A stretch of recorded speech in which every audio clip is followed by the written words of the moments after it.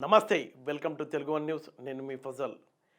ముఖ్యమంత్రి రేవంత్ రెడ్డి సెక్యూరిటీ విభాగంలో లోపాలు బయటపడుతున్నాయి. ఎవరో లీకులు ఇస్తున్నారంట. ప్రతి మినిట్ టు మినిట్ ఎవరు సీఎంని కలుస్తున్నారు, ఎవరెవరితో మాట్లాడుతున్నారు, ఈయన వ్యక్తిగత విషయాలు కూడా లీక్ అవుతున్నాయని ఇంటెలిజెన్స్ విభాగం గుర్తించింది. దానికి బలమైన కారణమే ఉంది. ముఖ్యమంత్రిగా రేవంత్ రెడ్డి వచ్చిన తర్వాత చాలా విభాగాల్లో మార్పులు చేర్పులు చేసినప్పటికీ తన సొంత సెక్యూరిటీలో మార్చకపోవడాన్ని కూడా అది ఇంటెలిజెన్స్ గుర్తుపట్టింది. దానిలో భాగంగానే గతంలో సీఎం వద్ద పనిచేసిన ఏ ఒక్కరు కూడా ఈ ప్రస్తుతం ఉన్న సీఎం దగ్గర పనిచేయడానికి అవసరం లేదు, వాళ్ళని ఉంచొద్దు అని ఇంటెలిజెన్స్ శాఖ ఆదేశాలు జారీ చేయడమే కాదు, మొత్తాన్ని ప్రక్షాళన చేసినట్టు మనకు తెలుస్తుంది. ఇంటి దగ్గర కానీ, సచివాలయంలో కానీ, గాంధీ భవన్లో కానీ సెక్యూరిటీ ఎలా ఉంది, అసలు ఎవరు ఆ లీక్లు ఇస్తున్నారు అనే అంశంపైన కూడా మొత్తం ఇంటెలిజెన్స్ విభాగం దానిపై దృష్టి పెట్టినట్టు మనకు తెలుస్తుంది. అందులో భాగంగానే ఈరోజు ఇంటెలిజెన్స్ విభాగం ఏం చేసిందంటే మొత్తం సెక్యూరిటీలో ఎవరు లీకులు ఇస్తున్నారు అనే దాని మీద దృష్టి పెట్టి టోటల్గా పాత వాళ్ళు ఎవరు లేకుండా మొత్తం పోలీసులను మార్చివేశారు.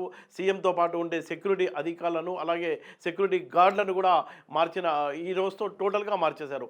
గత 50 రోజులుగా పాత వాళ్ళే ఇక్కడ కంటిన్యూ కావడంతో ఇక్కడ జరుగుతున్న ప్రతి అంశాన్ని మినిట్ టు మినిట్ ఆ ఇద్దరు వ్యక్తులు, అంటే ఆ ఇద్దరు వ్యక్తులు ఎవరు అనే దాని మీద కూడా ఇద్దరు ప్రైవేట్ వ్యక్తులకు సమాచారం అందిస్తున్నట్టు పక్కా ఆధారాలతో ఇంటెలిజెన్స్ వద్ద ఆ సమాచారం ఉన్న నేపథ్యంలో ఈ డెసిషన్ తీసుకున్నట్టు మనకు తెలుస్తుంది. అయితే గాంధీ భవన్ కూడా ముఖ్యమంత్రి రేవంత్ రెడ్డి తరచూ వెళ్తూ ఉండడం, అక్కడ రివ్యూ చేస్తూ ఉండడం మూలన అక్కడ కూడా అసలు సెక్యూరిటీ పరంగా ఎలాంటి ఉన్నాయి, ఏమేం లోపాలు ఉన్నాయి అనే దాని మీద కూడా చాలా సీరియస్గానే ఆలోచిస్తున్నట్టు మనకు అర్థమవుతుంది. సచివాలయంలో అయితే పక్కా సెక్యూరిటీ ఉంటుంది కాబట్టి అక్కడ ఇబ్బంది లేదు. ఇంటి దగ్గర గాంధీ భవన్తో పాటు మొత్తం సీఎం సెక్యూరిటీ పైన రివ్యూ చేయడమే కాదు, పాత వాళ్ళు ఎవరూ లేకుండా వాళ్ళందరినీ తొలగించి కొత్త వాళ్ళను నియమించినట్టు మనకు తెలుస్తుంది.